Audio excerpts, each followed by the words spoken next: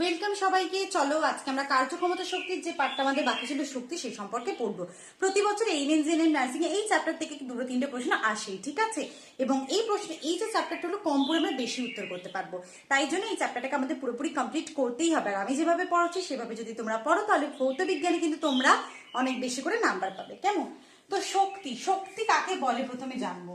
তো কার্য করার সামর্থ্যকে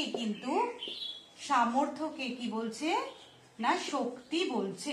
কার্য করার সামর্থ্যকেই বলছে শক্তি। হারকে কি বলে ক্ষমতা, সামর্থ্য কি বলে শক্তি। শক্তি অ্যাকচুয়ালি কিন্তু না টুইন, কার্যের টুইন, তাই জন্য একক এবং কার্যের একক একই। সিজিএস পদ্ধতিতে কি কার্যের একক আর্গ, এরও তাই। আর এসআই পদ্ধতিতে কি জুল, এরও কিন্তু তাই। আর যদি আমি বলতে চাই যে মাত্রা কি সেম অ্যাজ কার্য, অর্থাৎ m(l²t⁻²) আর কার্যের মতো এটা কি রাশি, এটাও কিন্তু হলো স্কেলার রাশি। তাহলে কার্য এই যে শক্তি তার টাইপ যদি আমি বলতে চাই এইভাবে একদম সুন্দর করে ছোট্ট করে ছক করে পড়বে, ঠিক আছে?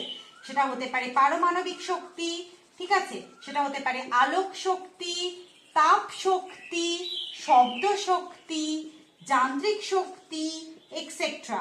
টোটাল 8টে এরকম শক্তিতে কিন্তু শক্তি দেখা যায়। কারণ শক্তি তো কি বলো এটাকে অবিনশ্বর, যেটাকে সৃষ্টি বা ধ্বংস করা যায় না, তাই তো? বাংলার এই টার্মগুলো একটু অন্যরকম না। আচ্ছা, এই জিনিসটা দেখলে এটা মনে রাখবে, একদম লিখে লিখে পড়বে। এরপর আমরা জানবো যে এগুলোর মধ্যে আমরা শুধু একটা শক্তি এই চ্যাপ্টারে পড়বো, সেটা হচ্ছে যান্ত্রিক শক্তি। কারণ বাকিগুলো তাপ, আলো এগুলোর আলাদা আলাদা একটা করে কিন্তু চ্যাপ্টার আছে, সেখানেই পড়বো। তো তার মধ্যে বলছে যান্ত্রিক শক্তি না কোনো বস্তু তার আকার, ঠিক আছে, আকৃতি বা গতির জন্য যে শক্তি, গতির পরিবর্তনের জন্য, ঠিক আছে, যে সামর্থ্য, ঠিক আছে, গতি পরিবর্তনের জন্য কার্য করার যে সামর্থ্য অর্জন করে তাকে আমরা কি বলবো না যান্ত্রিক শক্তি বলবো, ঠিক আছে? এই যান্ত্রিক শক্তি কিন্তু আবার কটা, দুই ধরনের। একটা হচ্ছে স্থিতি শক্তি, একটা হচ্ছে গতি শক্তি, ঠিক আছে? তাহলে কি কোনো বস্তু যদি তার আকার বা আকৃতি পরিবর্তনের জন্য কাজ করার যে সামর্থ্য সেটাকেই বলবো স্থিতিশক্তি। এবং কোন একটা বস্তু গতির পরিবর্তনের জন্য, ঠিক আছে, গতির পরিবর্তনের জন্য কাজ করার যে সামর্থ্য অর্জন করে তাকেই আমি বলবো গতিশক্তি, ঠিক আছে? এই যে স্থিতিশক্তি, এই স্থিতিশক্তি কিন্তু আবার দুই ধরনের। একটা হচ্ছে অভিকর্ষীয় স্থিতিশক্তি, ঠিক আছে, আর একটা হচ্ছে স্থিতিস্থাপক স্থিতিশক্তি, ঠিক আছে? তাহলে এটা হলো না বোর্ড ওয়ার্কটা পুরো একদম ছকের মতো মনে রাখবে, ছক করে করে পড়বে। তাহলে শক্তি বিভিন্ন রূপ, তার মধ্যে আমরা যান্ত্রিক শক্তিটা পড়বো এই চ্যাপ্টারে। সেটা আবার দুই প্রকার, একটা হচ্ছে স্থিতিশক্তি আর একটা হচ্ছে গতিশক্তি। স্থিতিশক্তি আবার দুই প্রকার, সেটা হচ্ছে অভিকর্ষীয় শক্তি, একটা হচ্ছে স্থিতিস্থাপক স্থিতিশক্তি। এরপরে অভিকর্ষীয় স্থিতিশক্তি কি না কোনো বস্তুকে যদি আমি অভিকর্ষের বিরুদ্ধে উপরে তুলি, ঠিক আছে, অভিকর্ষীয় স্থিতিশক্তিকে কোনো বস্তুকে আমি অভিকর্ষের বিরুদ্ধে কি করছি, উপরে তুলছি, তার জন্য যে শেষে শক্তিটা লাভ করবে সেটাই হচ্ছে অভিকর্ষীয় স্থিতিশক্তি।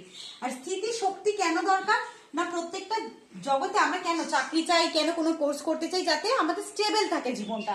তো প্রত্যেকটা জগতের প্রতিটা জিনিসকে স্টেবিলিটি চায়, তাই জন্য তার স্টেবিলিটির জন্য তার মধ্যে যে শক্তি থাকে সেটাই স্থিতিশক্তি। যেমন বাঁধ দিয়ে ডিভিসির জল কি হয়, আটকে রাখা হয়, সেটাকে ছেড়ে দিলে তা থেকে বিদ্যুৎ তৈরি করা হয় টারবাইন ঘুরিয়ে। তার মধ্যে তাহলে বাঁধে যখন জল আটকে রাখা হচ্ছে তার মধ্যে কি সঞ্চিত থাকছে, স্থিতিশক্তি। অ্যালার্মে যখন দম দেওয়া হচ্ছে ঘড়ি, তার মধ্যে দম দেওয়ার পর কি থাকছে, তার মধ্যে স্থিতিশক্তি। গতিশক্তি কি, যখন যেটা অ্যালার্মের আওয়াজ করবে, তাই তো? এগুলো সব হচ্ছে স্থিতিশক্তির উদাহরণ। তো যখন কেউ ভূপৃষ্ঠে আছে তখন উচ্চতা 0 ধরা হয়, যখন ভূপৃষ্ঠ থেকে উপরে তোলা হয় তখন তার স্থিতিশক্তি হচ্ছে পজিটিভ, যখন ভূপৃষ্ঠের নিচে দিকে নেওয়া হচ্ছে তার স্থিতিশক্তি হচ্ছে নেগেটিভ, ঠিক আছে? তাহলে অভিকর্ষীয় স্থিতিশক্তি হচ্ছে এটা। এরপর যদি আমরা স্থিতিশক্তির ফর্মুলা দেখতে চাই না, সেটার ফর্মুলা হচ্ছে mgh, যেখানে h হচ্ছে কি অভিকর্ষজ ত্বরণ, ঠিক আছে, অভিকর্ষজ ত্বরণ। আর h কি, h হচ্ছে উচ্চতা। আর m কি, m হচ্ছে মাস। এরপর স্থিতিশক্তির পর আমরা কি দেখবো না গতিশক্তি।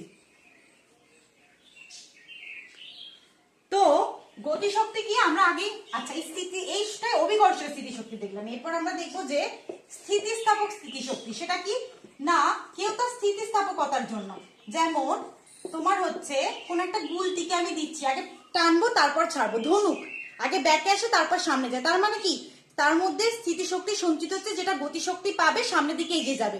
জীবনে কেউ যদি পিছনে টানে কখনো একদম পিছনে তাকাবে না, কারণ জানবে যে যারা আমাদেরকে পিছনে টানছে আমাদেরকে আসলে জীবনে এগিয়ে দেওয়ার জন্যই টানছে, সেগুলো কিন্তু জীবনে দরকার। ঠিক আছে, তাহলে গুলতি, তীর, ধনু, সেগুলো কি, সেগুলোতে হচ্ছে কি না স্থিতিস্থাপক, স্থিতিস্থাপক স্থিতিশক্তি। টানছি তীর ধনুকে, যে জিনিসটাকে তাকে টানছি, টেনে তারপর সে সামনের দিকে এগিয়ে যাচ্ছে, অনেক সামনের দিকে এগিয়ে যাচ্ছে, তাকে ধরা ছোঁয়ার বাইরে। ঠিক আছে, এটা হচ্ছে স্থিতিস্থাপক স্থিতিশক্তি। এরপর আমরা কি দেখবো গতিশক্তি। গতিশক্তি কি না, কেউ কোন একটা বস্তু তার গতির পরিবর্তনের জন্য যে শক্তি থাকছে পাচ্ছে তাকেই বলছে, গতি পরিবর্তনের জন্য কাজ করার যে সামর্থ্য পাচ্ছে তাকেই বলছে গতিশক্তি। এর যে ম্যাথমেটিক্যাল যদি ফর্মুলা বলি সেটা হচ্ছে কি না হাফ এম ভি স্কয়ার, এটা মনে রাখবে, এটা হচ্ছে মাস আর ভি হচ্ছে ভেলোসিটি। আচ্ছা এই যে গতিশক্তি হাফ এম ভি স্কয়ার, এর সাথে ভরবেগের একটা সম্পর্ক আছে।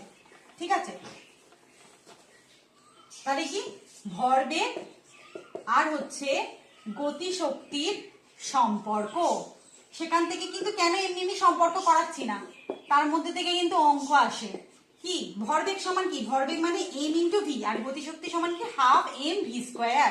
তাহলে একটা এম দিয়ে উপর নিচে গুণ করি, হাফ, তাহলে উপরে কি হবে M square V square by M, উপরে নিচে, উপরে একটা এম দিয়ে গুণ করলাম, নিচে একটা গুণ করলাম, সমান হাফ এম ভি এর হোল স্কয়ার বাই এম।